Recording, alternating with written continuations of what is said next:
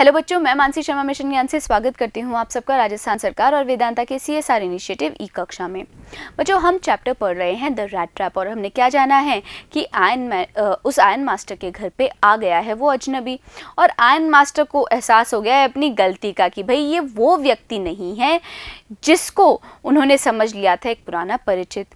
और जब उन्होंने उस व्यक्ति को कहा, अजनबी को कहा कि वो चला जाए, तब उस आयन मास्टर की बेटी ने बीच बचाव किया और कहा कि भाई हमें इस व्यक्ति को शांति का एक दिन देना चाहिए जिसमें वो आनंद ले सके उस क्रिसमस की खुशी का और शांति से वो दिन व्यतीत कर सके। अब आयन मास्टर ने कहा है अपनी बेटी को कि भाई मैं उम्मीद करता हूँ तुम्हें अपनी इस बात का पछतावा ना हो। चलो जानते हैं कहानी में आगे क्या हुआ और करते हैं इस चैप्टर के 5वें भाग की शुरुआत। A young girl took the stranger by the hand and led him up to the table. वो जो युवा लड़की थी वो लेके गई उस अजनबी का हाथ पकड़कर टेबल के पास। Now sit down and eat, she said, for she could see that her father had given in. और चूंकि उस लड़की ने देख लिया था कि उसके पिता ने हार मान ली है, तो उसने कहा उस अजनबी से कि अब बैठो और खाना खाओ। The man with the rat trap said not a word. वो जो आदमी था चूहेदानियों वाला, उसने कोई शब्द नहीं कहा। He only sat down and helped himself to the food. वो केवल बैठा और वो खाना खाने लगा। Time after time he looked at the young girl who had interceded for him. समय समय पर वो ऊपर उठ के अपनी नज़र उठा के देखता उस लड़की को जिस लड़की ने उसकी रक्षा की। Why had she done it? उसने ऐसा क्यों किया? What could the crazy idea be? ये मूर्खतापूर्ण आइडिया विचार क्या हो सकता है? After that, उसके बाद क्या हुआ बच्चों? अभी जानते हैं, पहले देखते हैं क्रेजी का मतलब। क्रेजी यानी कि मूर्खतापूर्ण। उसके बाद क्रिसमस ईव एट रैम्सजो passed just as it always had. जो क्रिसमस की जो शाम थी रैम्सजो के वहाँ पर, वो वैसी ही बीती जैसी हमेशा बीतती है। The stranger did not cause any trouble. उस अजनबी ने कोई मुसीबत खड़ी नहीं की। Because he did nothing but sleep. और क्यों मुसीबत खड़ी नहीं की? क्योंकि उस व्यक्ति ने कुछ नहीं किया सिवाय सोने के। The whole forenoon he lay on the sofa in one of the guest rooms. पूरी forenoon में वो सोफे पे पड़ा रहा, सोता रहा गेस्ट रूम में। And slept at one stretch. और एक ही बार में बहुत लंबे समय तक सोया। At noon, they woke him up so that he could have his share of the good Christmas fare. दोपहरी में उसको उठाया गया ताकि क्या कर सके, वो अपना हिस्सा ले सके उस क्रिसमस के फेयर का। But after that, he slept again. पर फिर उसके बाद वो वापस सो गया। It seemed as though for many years he had not been able to sleep as quietly and safely as here at Ramshaw. और बच्चों ऐसा लगा जैसे कि कई सालों से वो इतनी शांति से और इतने आराम से नहीं सोया था जितना कि वो रैम्सशो में वहाँ पर सोया। तो बच्चों यहाँ पे ट्रबल का मतलब क्या है, देखिए, मुसीबत। In the evening when the Christmas tree was lighted, शाम को जब क्रिसमस ट्री को प्रकाशित किया गया, they woke him up again. उन लोगों ने उसको फिर उठाया। And he stood for a while in the drawing room. और वो ड्राइंग रूम में कुछ देर के लिए खड़ा रहा। Blinking, पलक झपकाते हुए, as though the candlelight hurt him. इस प्रकार से पलक झपकाते हुए जैसे कि वो जो मोमबत्ती की रोशनी थी ना, वो उसको चोट पहुंचा रही थी। But after that he disappeared again. पर उसके बाद वो फिर से गायब हो गया। 2 hours later he was aroused once more. 2 घंटे बाद उसको फिर उठाया गया। यानी कि भाई वो हर समय बस क्या करता, वो जगता, जैसे ही उसको उठाते कुछ करता काम या खाना खाता, वापस सो जाता। He then had to go down into the dining room and eat the Christmas fish. उसके बाद उसको जब उठाया गया तब उसे नीचे जाना पड़ा डाइनिंग रूम में और क्रिसमस के दिन बनाई गई फिश खानी पड़ी एंड पॉरेज, और उस क्रिसमस के दिन बनाया गया दलिया खाना पड़ा। तो बच्चों यहाँ पे क्या क्या शब्द हमने पढ़े हैं, देखिए रिवाइज करते हैं। क्वाइटली, चुपचाप। एक और मतलब होता है बच्चों क्वाइटली का, क्या होता है वो, शांत। फिर है सेफली, यानी कि सुरक्षित रूप से। लाइटेड मतलब प्रकाशित। ब्लिंकिंग मतलब पलक झपकाते हुए। डिसअपियर्ड यानी कि गायब हुआ। अराउज्ड मतलब उठा। As soon as they got up from the table, he went around to each one present and said thank you and good night. अब बच्चों जैसे ही वो सब टेबल से उठे, उसने क्या किया भाई, उसने वो जो सारे उसको क्रिसमस पे उपहार मिले थे वो लिए और सबको थैंक यू बोला, धन्यवाद कहा और शुभ रात्रि कहा. But when he came to the young girl, she gave him to understand that it was her father's intention that the suit which he wore was to be a Christmas present. पर जब वो उस लड़की के पास आया तब उस लड़की ने समझा दिया उसे कि ये उसके पिता का यानी आयन मास्टर का इंटेंशन था, इरादा था कि जो सूट उस व्यक्ति ने पहना हुआ है वही उसका क्रिसमस प्रेजेंट है. He did not have to return it. और उस व्यक्ति को उस सूट को लौटाने की ज़रूरत नहीं है. And if he wanted to spend next Christmas Eve in a place where he could rest in peace and be sure that no evil would befall him, he would be welcomed back again.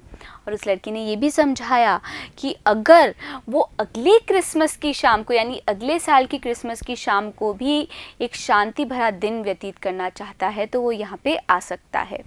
तो बच्चों यहाँ पे देखिए understand.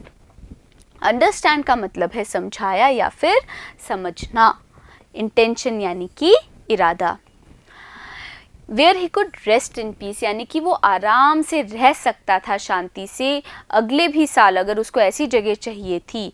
और वैसी जगह बच्चों जहाँ पे उस व्यक्ति को क्या एहसास होता, कैसा लगता कि कोई भी बुराई उसके साथ में घटित नहीं होगी, तो उसका क्या है फिर से यहाँ पे स्वागत होगा. The man with the rat traps did not answer anything to this.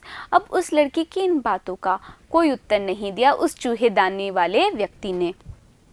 He only stared at the young girl in boundless amazement. वो केवल एकटक देखता रहा उस युवा लड़की को अपार विस्मय के साथ.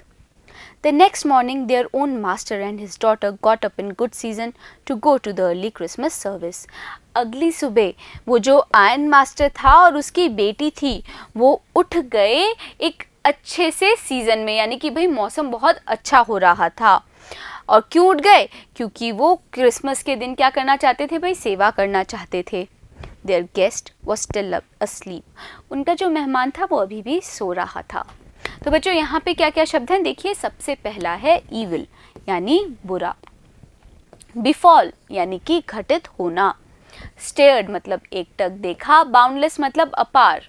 और amazement मतलब विस्मय.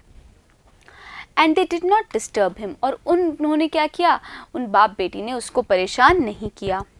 when at about 10 o'clock और फिर लगभग 10 बजे के करीब they drove back from the church, वो चर्च से वापस आए. The young girl sat and hung her head even more dejectedly than usual. वो जो युवा लड़की थी ना वो बिल्कुल अपना सर झुकाए इस प्रकार से बैठी थी कि वो और भी ज़्यादा विषादपूर्ण हो गई है. At church she had learned that one of the old crofters of the ironworks had been robbed by a man who went around selling rat traps. और क्यों और भी ज़्यादा विषादपूर्ण हो गई थी बच्चों ये लड़की, क्योंकि चर्च पे उसको पता चला कि एक पुराना जो क्रॉफ्टर था जो कि काम करता था आयरन वर्क्स में, उसे लूट लिया गया है एक ऐसे व्यक्ति के द्वारा जो कि चूहेदानियाँ बेचता है. Yes, that was a fine fellow. You let him into the house. और फिर उसके पिता ने कहा कि हाँ वो तो बहुत अच्छा व्यक्ति था जिसे तुमने घर में घुसा लिया था. तो बच्चों यहाँ पे क्या क्या शब्द है देखिए. सबसे पहला है डिस्टर्ब यानी कि परेशान. फिर है ड्रोव बैक यानी कि लौटा. डिजेक्टली मतलब विषाद पूर्वक. यूजुअल मतलब सामान्य. रॉब्ड मतलब लूटा गया. और फेलो मतलब व्यक्ति. सेड हर फादर, ये बात किसने बोली? आयन मास्टर ने बोली. I only wonder how many silver spoons are left in the cupboard by this time. और क्या बोले वो ये भी बोले कि अब मैं ये कल्पना कर रहा हूँ कि कितने वो चांदी के चम्मच बचे होंगे अलमारी में इस समय तक. The wagon had hardly stopped. वो जो गाड़ी थी वो मुश्किल से रुकी थी at the front steps, सामने की सीढ़ियों पर. When the iron master asked the valet, जब आयन मास्टर ने नौकर से पूछा whether the stranger was still there, कि वो जो अजनबी है वो अभी भी वहाँ पर है. He added that he had heard at church that the man was a thief. और फिर आयन मास्टर ने ये भी कहा कि उन्होंने चर्च में सुना था कि ये आदमी एक चोर है. The valet answered that the fellow had gone. उस नौकर ने उत्तर दिया कि वो व्यक्ति जा चुका है. And that he had not taken anything with him at all. और ये भी बताया कि वो व्यक्ति, वो जो अजनबी था, वो अपने साथ कुछ भी नहीं लेके गया. तो बच्चों, हार्डली का मतलब क्या है? हार्डली यानी कि मुश्किल से, स्टॉप्ड यानी रुका, वैले यानी कि नौकर. ऑन द कॉन्ट्ररी, इसके विपरीत नौकर ने बताया, he had left behind a little package which Miss Wilmanson was to be kind enough to accept as a Christmas present. उस नौकर ने बताया कि वो जो व्यक्ति है, इस बात के विपरीत, कुछ ले जाने के विपरीत, एक छोटा सा पैकेट छोड़ के गया है. किसके लिए? मिस विलमैनसन के लिए. और क्यों छोड़ के गया है? कि भाई मिस विलमैनसन इतनी ज़्यादा दयालु हो कि उसको स्वीकार करे क्रिसमस के तोहफे के रूप में.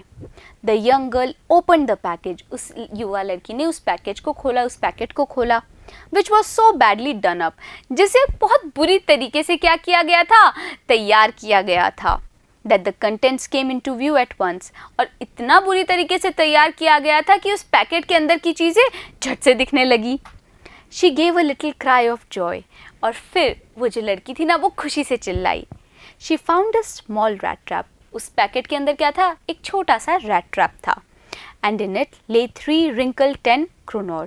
और उस चूहेदानी के अंदर 3 सिलवटे पड़े हुआ 10 kroner के नोट थे. बच्चों, ये वही नोट थे जो उस चूहेदाने वाले व्यक्ति ने चुराए थे उस क्रॉफ्टर से.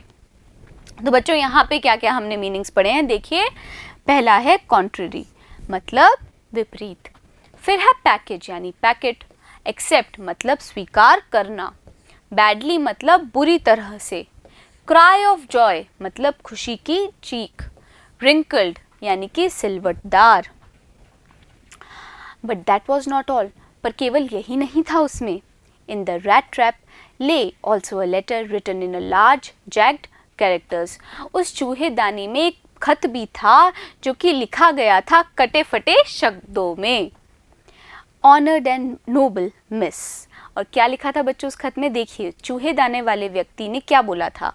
उस खत में लिखा था, ऑनर्ड एंड नोबल मिस, आदरणीय और महान महिला. Since you have been so nice to me all day long. चूँकि आपने मेरे साथ पूरे दिन इतने अच्छे से व्यवहार किया. As if I was a captain. जैसे कि मैं वही कैप्टन हूँ, यानी कि भाई आपके पिता की रेजिमेंट का साथी हूँ. I want to be nice to you. मैं भी आपके लिए कुछ अच्छा करना चाहता हूँ. In return, इसके बदले में. As if I was a real captain. बिल्कुल उसी प्रकार से जैसे कि मैं एक असल में कैप्टन हूँ. For I do not want you to be embarrassed at this Christmas season by a thief. क्योंकि मैं नहीं चाहता कि इस क्रिसमस के मौसम में आपको शर्मिंदगी महसूस हो एक चोर के कारण. But you can give back the money to the old man on the roadside. पर आप ये पैसे दे दीजिएगा उस व्यक्ति को जो कि कहाँ पर है? रोड साइड पर है. Who has the money pouch hanging on the window frame. जिसका जो पैसों का थैला है वो लटका हुआ है खिड़की के चौखटे पर. As a bait for poor wanderers. बिल्कुल चारे के रूप में उन गरीब घुमक्कड़ लोगों के लिए. तो बच्चों, यहाँ पे देखिए क्या क्या हमने शब्द पढ़े हैं. सबसे पहला है जैग्ड, मतलब कटे फटे. फिर है कैरेक्टर्स, यानी कि अक्षरों. ऑनर्ड मतलब आदरणीय. नोबल मतलब महान. और थीफ यानी कि चोर. तो बच्चों जानते हैं और क्या लिखा है, देखिए खत में. The rat trap is a Christmas present from a rat who would have been caught in this world's rat trap. ये जो चूहेदानी है ये क्रिसमस का तोहफा है उस चूहे के द्वारा जो कि पकड़ा गया था, जो कि पकड़ा जाता उस चूहेदानी के अंदर, इस दुनिया की चूहेदानी के अंदर. If he had not been raised to captain, अगर उसको कैप्टन के पद तक नहीं उठाया जाता. Because in that way he got power to clear himself. क्योंकि इस तरीके से उसको ताकत मिल गई खुद को साफ करने की, यानी कि बच्चों खुद के सुधरने की एक ताकत मिल गई उस चूहेदानी वाले व्यक्ति को. Written with friendship and high regard. और फिर खत के अंत में क्या लिखा था कि ये खत लिखा गया है मित्रता से और हाई रिगार्ड से, अत्यधिक सम्मान के साथ. Captain Von Stell. और क्या लिखा उसने अपना नाम? Captain Von Stell. तो बच्चों यहाँ पे क्या क्या शब्द है देखिए, रिवाइज करते हैं। सबसे पहला है विंडो फ्रेम, मतलब खिड़की का चौखटा। वॉन्डरर्स मतलब घुमक्कड़। रेज यानी उठाया। पावर मतलब ताकत। और हाई रिगार्ड यानी कि अत्यधिक सम्मान। तो बच्चों अच्छी लगी ना आपको ये कहानी? अब मिलेंगे अगले वीडियो में और करेंगे हम इस चैप्टर के क्वेश्चन आंसर्स। बने रहिएगा मेरे साथ, मिलते हैं अगले वीडियो में।